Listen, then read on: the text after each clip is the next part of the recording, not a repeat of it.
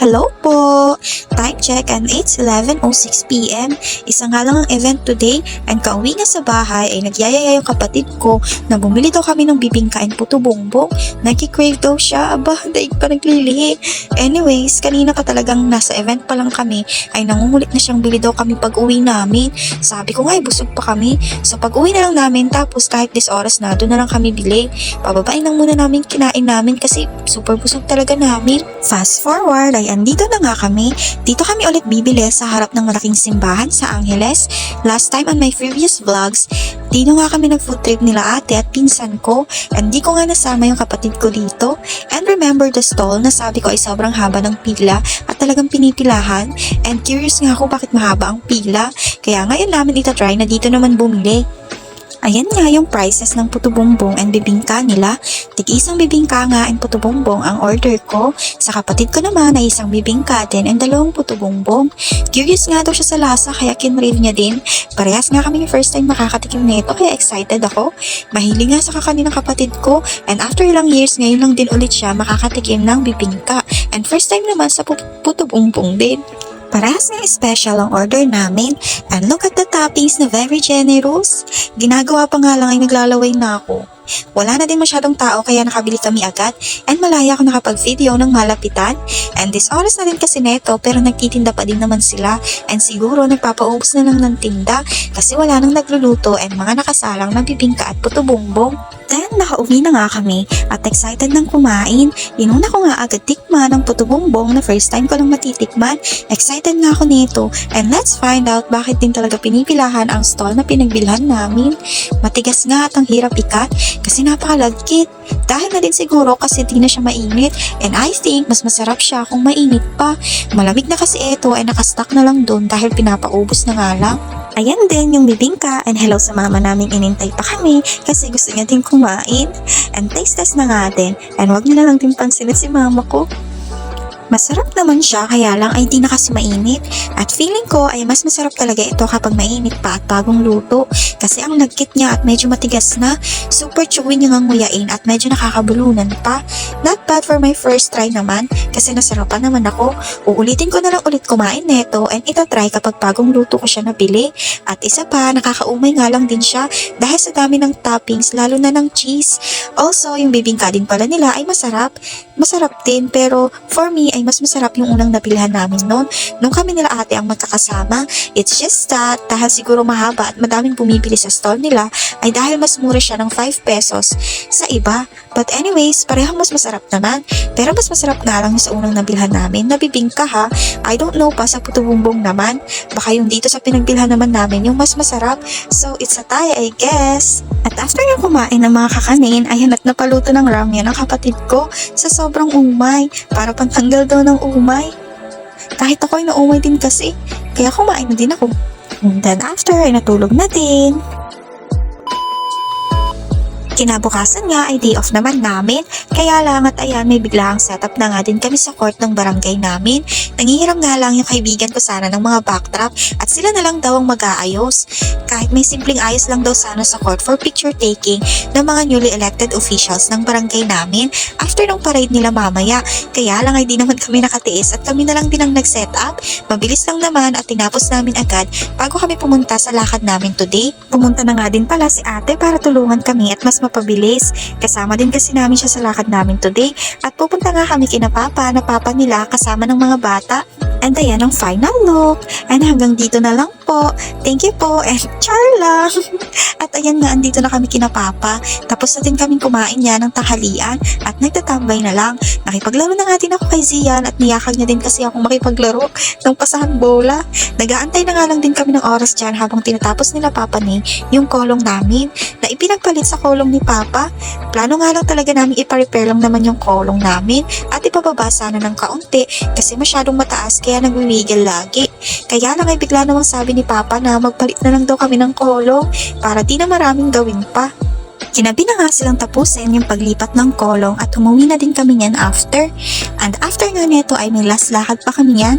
And nakauwi na nga kami at ayan na naman ang padayaw naming aso. Hello sa aming Yopa!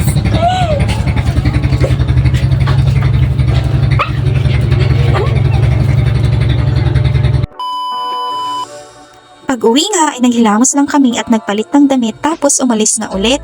Sa peryahan nga ang last lakad namin. Niyaya lang kami ng Ato and George, so sila na naman ang kasama namin later. Late na nga kami neto kasi 6:30 talaga ang usapan namin. Pero 8:30 na, papunta pa lang kami. Nagsabi naman ako na mauna na sila kasi may tinatapos pa kami. Andito na nga kami and located pala ito sa Pulong Maragul near Marquee Mall. Ngayon nga lang ulit ako makaka-experience makapasok ng peryahan after ilang years. Same din kay mama kaya kasama din namin siya tonight. Gusto daw niyang sumama kaya ayan sinama namin. Sila babe ay di pa naman pwede dito kasi baby pa siya kaya kami muna.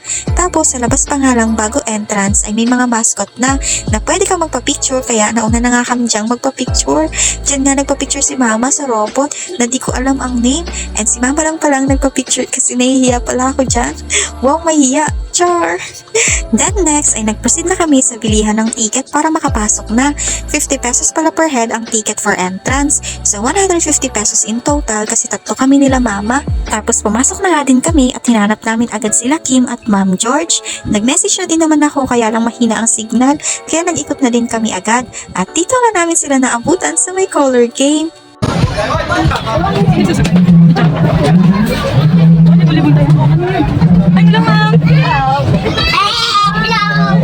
Kakapasok na lang namin at ayan, nag-aya agad silang sumakay ng rides at sa roller coaster pa. Nakaisang rides pa nga lang daw sila bago kami dumating. At next naman ay dito nga sa roller coaster. Ayaw ko nga sanang sumakay at natatakot ako. Kaya lang ay nakabili na ng ticket si Papa Nay. Kaya di na ako nakahindi. Sayang naman ang ticket at 70 pesos pa naman ang isa. Nag-try pala si Papa Nay ng color game at paraha kanina. Nanalo nga agad siya ng 300 pesos. Kaya ayun, pinambayad niya daw sa ticket ng ride na to and nailibre niya pa si Kim.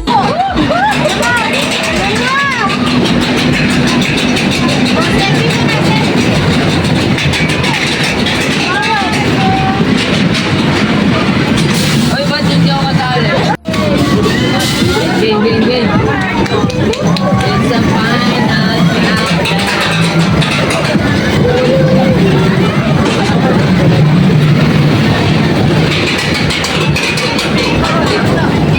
Ikot tayo nila Ate Jam.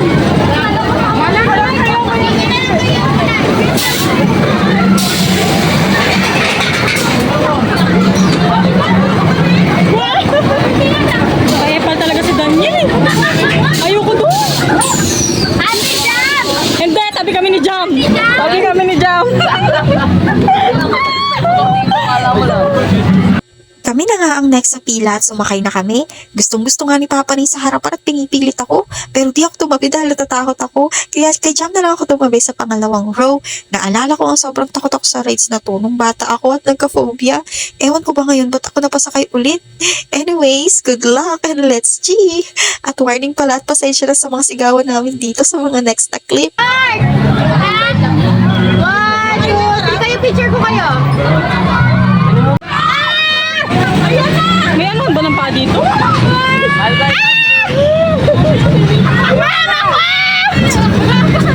Uy, safe to ah. Hoy, mama kayo ka. Bunay. Routers! Ayaw na!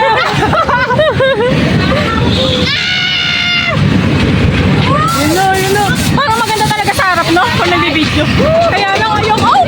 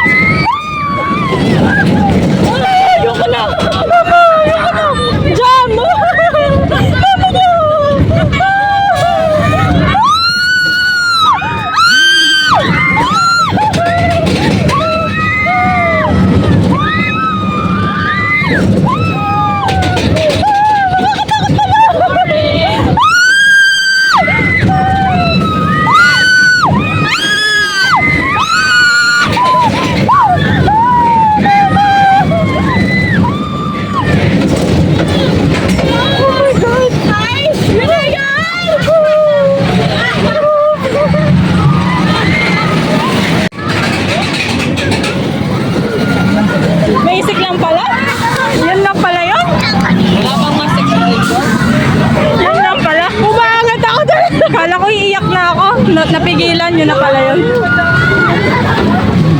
Kala ko dalawang ikot. Nanginginig ako sa utak. Ako doon sa utak.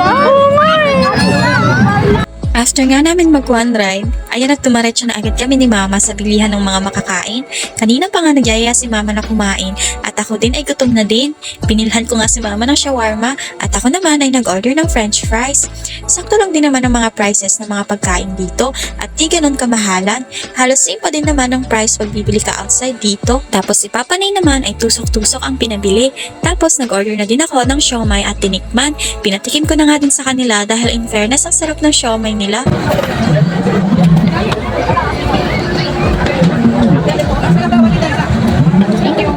After naman kumain ay nagtry kami ng isang game dito na Pop the Balloons using a tart pin. Inantay nga lang namin matapos mag-refill si Kuya, tapos si Mama na ang unang pinasubok namin. May 6 tart pin ka pala and ang mechanic lang ay dapat maputok mo ang balloons. Jackpot price pala ay kailangan maka 40 points ka. Nag-one try nga lang kami for 6 points and 30 pesos per round. Naka 2 points nga lang kami at may consolation prize lang na 3 candies. Sakto pa sa aming tatlo. At last, bumalik kami ulit sa color game at naglaro si Papa Nay ng worth 20 pesos lang na budget. Ang tagal nga niyang naglaro kasi mag-isa na lang siyang natirang tumataya dyan at kawan-anwan niya ang bangkero ng color game. Nahihiya naman daw siyang umalis dahil mag-isa na lang siya at mahigit 200 pesos na ang hawak niyang panalo. Nagka-chance nga lang kaming sumibat nung nagkaroon na ng ibang mga tumataya and bumalik lang sa 20 pesos yung pera niya. Tapos ayun ang pinangbayad namin sa mga parking. And tapos nakauwi na nga din kami at hello again sa aming new puff!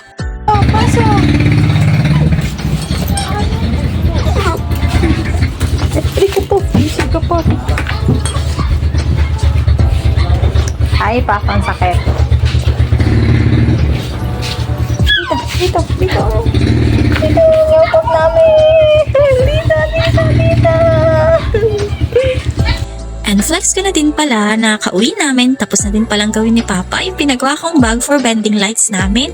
And ayun lang po, hanggang dito na lang. Thank you po and bye-bye!